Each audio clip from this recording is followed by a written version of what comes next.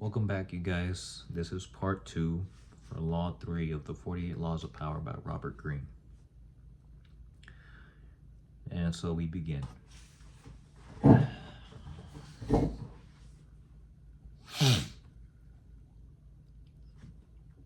Part 2. Use smoke screens to disguise your actions. Deception is always the best strategy, but the best deceptions require a screen of smoke to distract people's attention from a real purpose. The bland exterior, like the unreadable poker face, is often the perfect smoke screen. Hiding your intentions behind the comfortable and familiar, if you lead the sucker down a familiar path, he won't catch you on when you lead him into a trap. Observance of the law. In 1910, Mr. Sam Giesel of Chicago sold his warehouse business for close to $1 million. He settled down to semi-retirement and the managing of his many properties, but deep inside he itched for the old days of deal-making. One day, a young man named Joseph Whale visited his office, wanting to buy an apartment he had for sale. Giesel explained the terms. The price was $8,000, but he only required a down payment of $2,000. Whale said he would sleep on it, but he came back the following day and now offered to pay the full $8,000 in cash. If Giesel could wait a couple of days until a deal Whale was working on came through. Even in semi-retirement, a clever businessman like Giesel was curious as to how Will would be able to come up with so much cash, roughly $150,000 today, so quickly. Will seemed too reluctant to say and quickly changed the subject, but Giesel was persistent.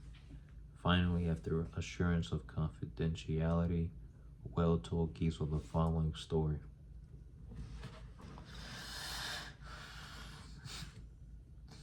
Will's uncle was the secretary to the courtier of multimillionaire financiers.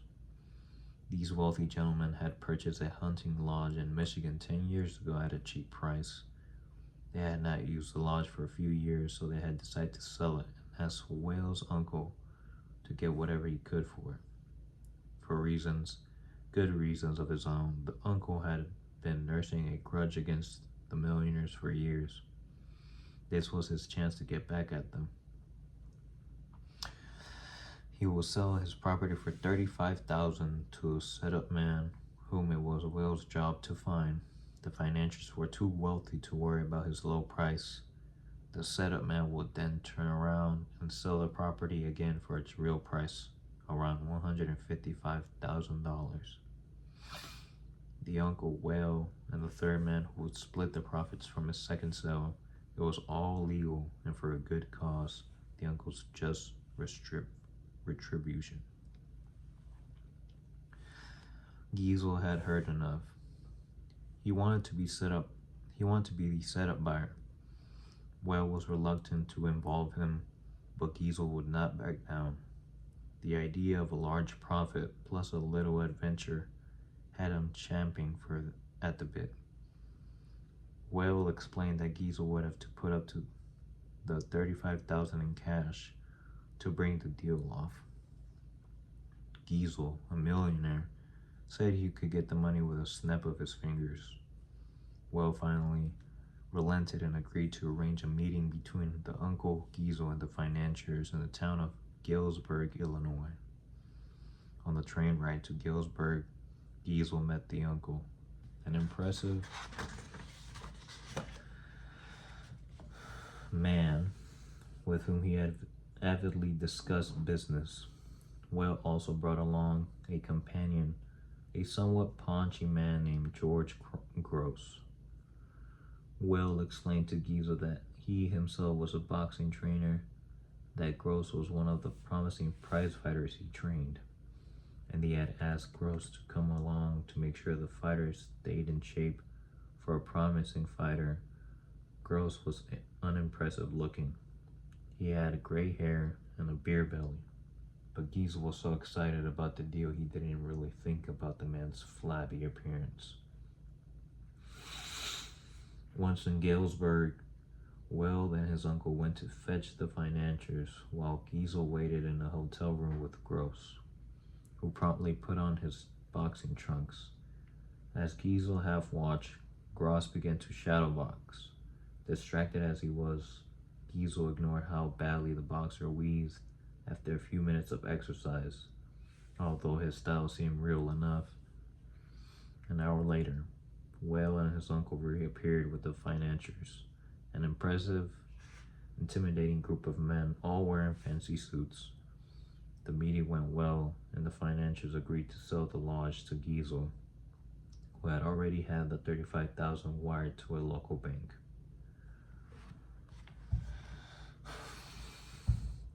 This minor business now settled, the financiers sat back in their chairs and began to banter about high finance, throwing out the name J.P. Morgan as if they knew the man. Finally, one of them noticed the boxer in the corner of the room. Well explained what he was doing there. The financier countered that he too had a boxer in his entourage, whom he named. Whale laughed brazenly and exclaimed that his man could easily knock out their man. Conversation escalated into an argument. In the heat of passion, Whale challenged the men to a bet. The financiers eagerly agreed and left to get their men ready for a fight the next day. As soon as they had left, the uncle yelled at Will right in front of Giesel. They did not have enough money to bet with, and once the financiers discovered this, the uncle would be fired. Will apologized for getting him into this mess, but he had a plan. He knew the other boxer well, and with a little bribe they could fix the fight. But where would the money come from for the bet? The uncle replied. Without it, they're as good as dead. Finally, Giesel had heard enough. Unwilling to jeopardize his deal with any ill will, he offered his own $35,000 cash for part of the bet. Even if he lost that, he would wire for more money and still make a profit on the sale of the lodge. The uncle and nephew thanked him. With their own $15,000 and Giesel's $35,000, they would manage to have enough for the bet. That evening was Giesel's. As Giesel watched the two boxers rehearse the fix in the hotel, his mind reeled at the killing he was going to make from both the boxing match and the sale of the lodge. The fight took place in the gym next day. Whale handled the cash, which was placed for security in a locked box. Everything was proceeding as planned in the hotel room. The financiers were looking glum and how badly their fighter was doing. And Giesel was dreaming about the easy money he was about to make. And then suddenly, a wild swing by the financier's fighter hit Gross hard in the face, knocking him down. When he hit the canvas, blood spurted from his mouth. He coughed and lay still. One of the financiers, a former doctor, checked his pulse. He was dead. The millionaires panicked. Everyone had to get out before the police arrived. They could all be charged with murder. Terrified, Giesel hightailed it out the gym and back to Chicago, leaving behind his $35,000, which he was only too glad to forget, for it seemed a small price to pay to avoid being implicated in a crime. He never wanted to see Will or any of the others again. After Giesel scurried out, Gross stood up under his own steam. The blood that had spurted from his mouth came from a ball filled with chicken blood and hot water they had hidden in his cheek. The whole affair had been masterminded by Will, better known as the Yellow Kid, one of the most creative con artists in history. Will split the $35,000 with financiers and the boxers, all fellow con artists, and a nice little profit for a few days' work.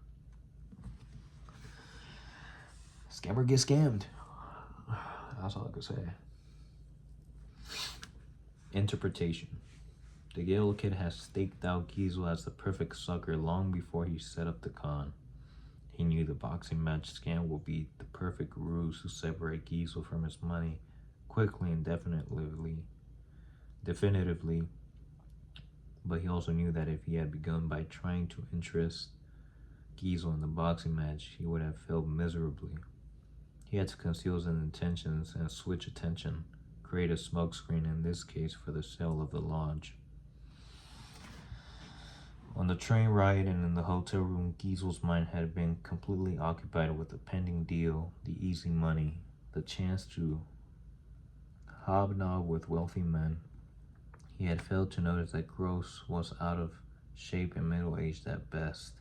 Such is the distracting power of a smokescreen, engrossed in the business deal. Giesel's attention was easily diverted to the boxing match, but only at a point when it was already too late for him to notice the details they would have given Gross away. The match, after all, now depended on a bribe rather than the boxer's physical condition, and Giesel was so distracted at the end by the illusions of boxer's death that he completely forgot about his money. Learn from the yellow kid. The familiar inconspicuous front is the perfect smokescreen.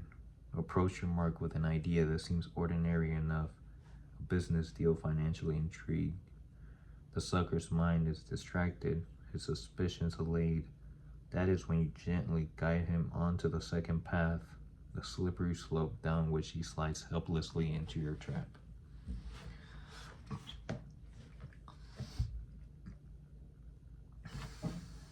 Observance of the law.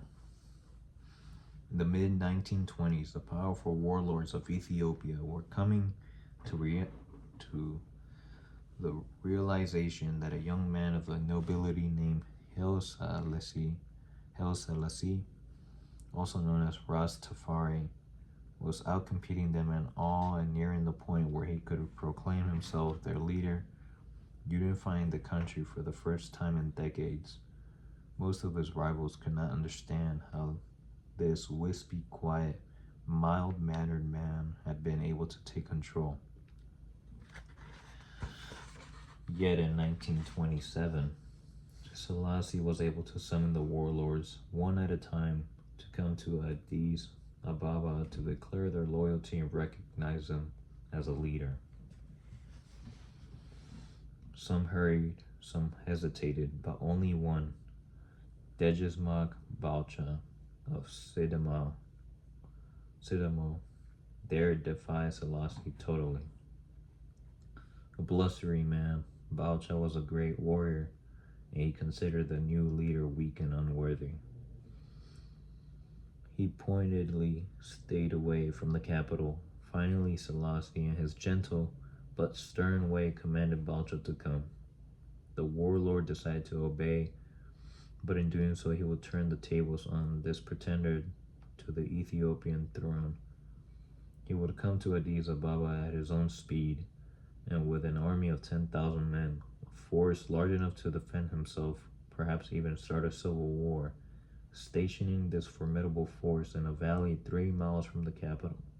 He waited as a king would. Selassie would have to come to him. Selassie did indeed send emissaries asking Balcha to attend an afternoon banquet in his honor. But Balcha, no fool, knew history. He knew that the previous kings and lords of Ethiopia had used banquets as a trap. Once he was there and full of drink, Selassie would have him arrested or murdered. To signal his misunderstanding of the situation, he agreed to come to the banquet, but only if he could bring his personal bodyguard, 600 of his best soldiers, all armed and ready to defend him and themselves. To Balcha's surprise, Selassie answered with the utmost politeness that he will be honored to play host to such warriors. On the way to the banquet, Balcha warned his soldiers not to get drunk and to be on their guard. When they arrived to the palace, Selassie was his charming best. He deferred to Balcha, treating him as if he desperately needed his approval and cooperation. but Balcha refused to be charmed, and he warned Selassie that if he did not return to his camp by nightfall, his army had orders to attack the capital. Selassie reacted as if it hurt by his mistrust. Over the meal, when it came time for the traditional singing of songs in honor of Ethiopia's leaders, he made a point of allowing only songs honoring the warlord Sidamo. It seemed to Balcha that Selassie was scared, intimidated by his great warrior who could not be outwitted. Sensing the change, Balcha believed that he would be one to call the shots in the days to come. At the end of the afternoon, Balcha and his soldiers began their march back to camp amidst cheers and gun salutes. Looking back to the capital over his shoulder, he planned his strategy. How his own soldiers would march through the capital in triumph within weeks, and Selassie would be put in his place being either prison or death. When Balcha came in sight of his camp, however, he saw that something was terribly wrong. Where before there had been colorful tents stretching as far as the eye could see, there was nothing, only smoke from dozed fires. What devil magic was this? A witness told Balcha what had happened during the banquet. A large army commanded by an ally of Selassie's had stolen up all Balcha's encampment by a side route he had not seen. This army had not come to fight, however, knowing that Balcha would have heard a noisy battle, hurried back with his 600-man bodyguard. Selassie had armed his own troops with baskets of gold and cash. They had surrounded Balcha's army and proceeded to purchase every last one of their weapons. Those who refused were easily intimidated. Within a few hours, Balcha's entire force had been disarmed and scattered in all directions. Realizing his danger, Balcha decided to march south with his 600 soldiers to regroup. But the same army that had disarmed his soldiers blocked his way. The other way out was to march on the capital, but Selassie had set a large army to defend it. Like a chess player, he had predicted Balcha's moves and had him checkmate. For the first time in his life, Balcha surrendered. To repent his sins of pride and ambition, he agreed to enter a monastery.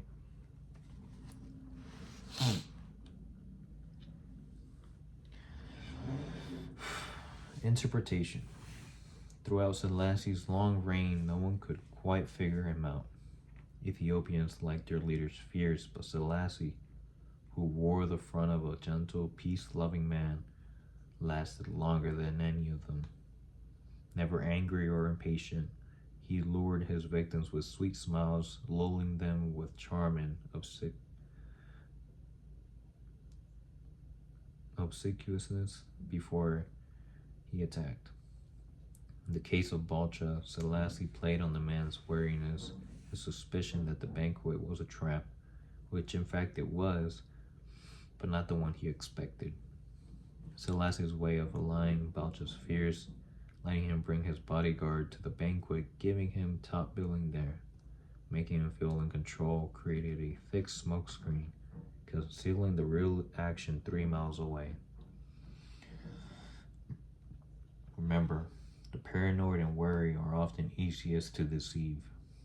Win their trust in one area and you have a smokescreen that blinds their view in another, letting you creep up and level them with a devastating blow. A helpful or apparently honest gesture, or one that implies the other person's superiority, these are perfect diversionary devices. Properly set up, the smokescreen is a weapon of great power. It enabled the gentle Selassie to totally destroy his enemy without firing a single bullet. Do not underestimate the power of Tafari. He creeps like a mouse, but he has jaws like a lion. Balcha Sedamo's last words before entering the monastery. Keys to power. If you believe that deceivers are colorful folk who mislead the elaborate lies and tall tales, you are greatly mistaken. The best deceivers utilize a bland and inconspicuous front that calls no attention to themselves. They know that extravagant words and gestures immediately raise suspicion. Instead, they envelop their mark in the familiar, the banal, and the harmless. In Yellow Kid Will's dealings with Sam Giesel, the familiar was a business deal. In the Ethiopian case, it was Salice's misleading obsequiousness, exactly what Balcher would have expected from a weaker warlord. Once they have lulled your sucker's attention with the familiar, they will not notice the deception being perpetrated behind their backs. This derives from the simple truth that people can only focus one thing at a time. It is really too difficult for them to imagine that the bland and harmless person they are dealing with is simultaneously setting up something else. The grayer and more uniform the smoke in your smoke screen, the better it conceals your intentions. The decoy and red herring devices discussed in part 1, you actively distract people in the smoke screen. You lull your victims, drawing them into your web, because it is so hypnotic. This is so often the best way of concealing your intentions.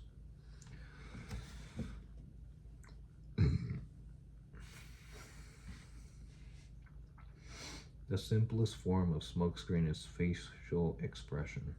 Behind a bland, unreadable exterior, all sorts of mayhem can be planned without detection. This is what weapon that the most powerful men in history have learned to perfect. It was said that no one could read Franklin D. Roosevelt's face. Baron James Rothschild made a lifelong practices of disguising his real thoughts behind bland smiles and nondescript looks. Stendhal, who wrote Talleyrand, never was faceless of a barometer. Henry Kissinger, who bore his opponents around the negotiating table to tears with his monotonous voice, his blank look, his endless recitations of details. Then, as their eyes glazed over, he would suddenly hit them with a list of bold terms. Caught off guard, they will be easily intimidated.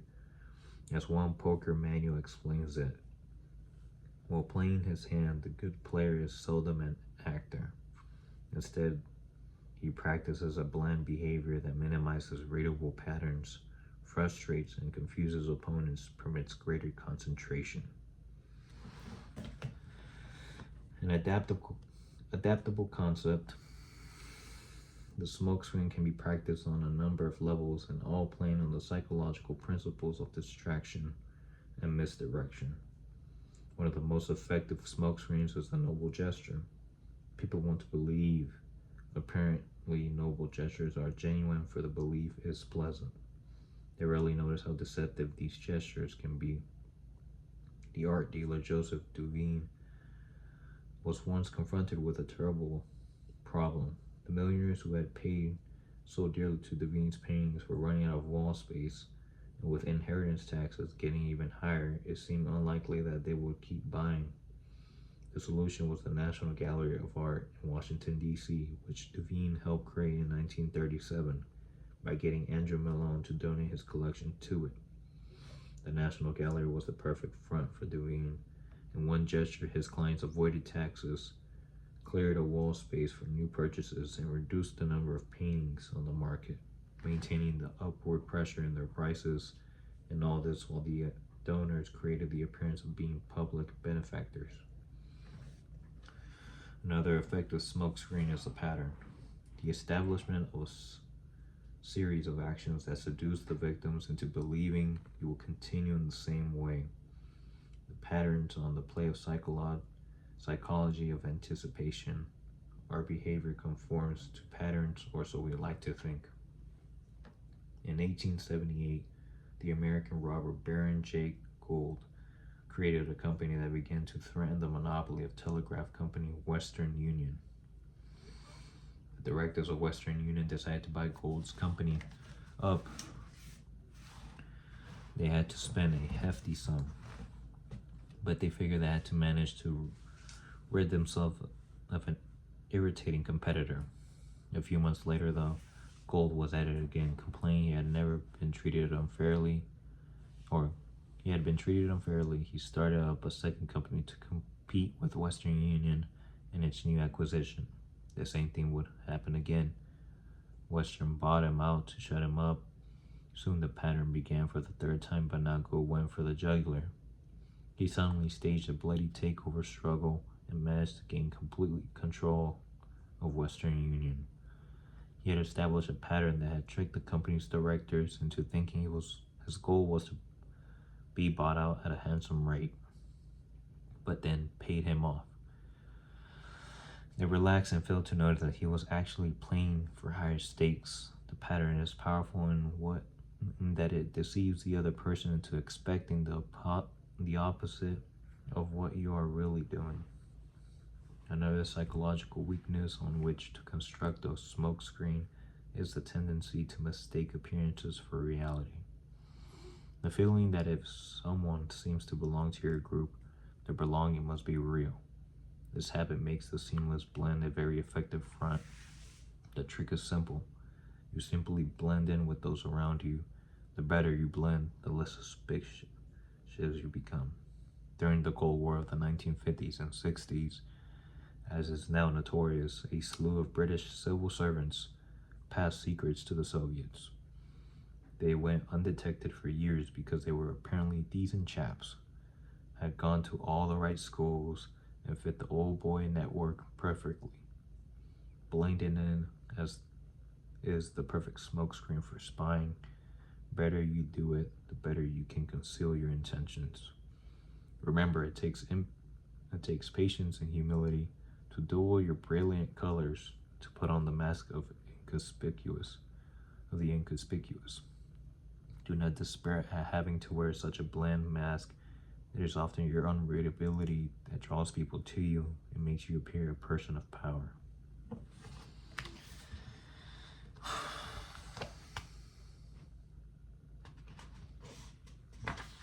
Reversal.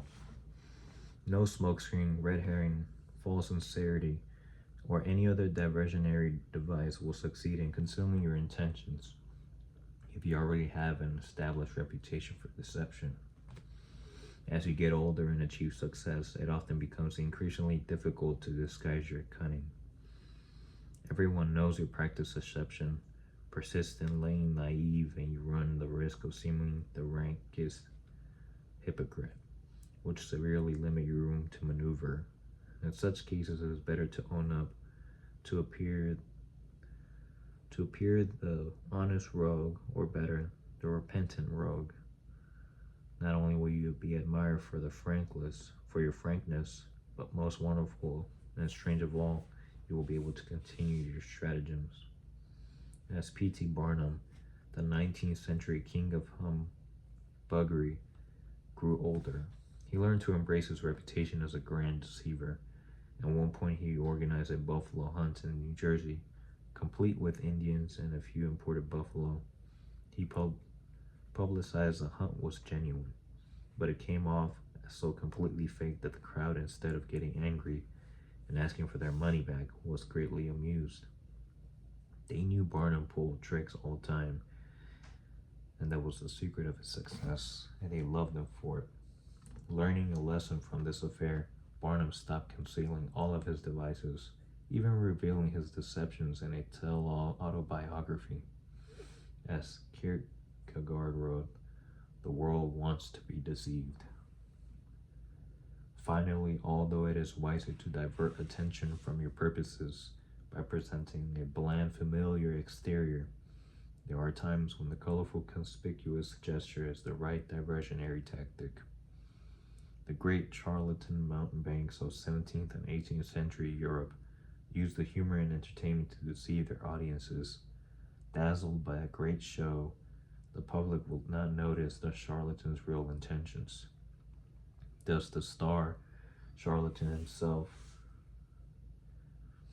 would appear in town in a night black coach drawn by black horses, clowns, tightrope walkers, and star entertainers would accompany him, pulling people into his demonstrations of elixirs and quack potions. The charlatan made entertainment seem like the business of the day. The business of the day was actually the sale of elixirs and quack potions. I hope I didn't read that twice. If I did. Spectacle and entertainment clearly are excellent devices to conceal your intentions, but they cannot be used indefinitely.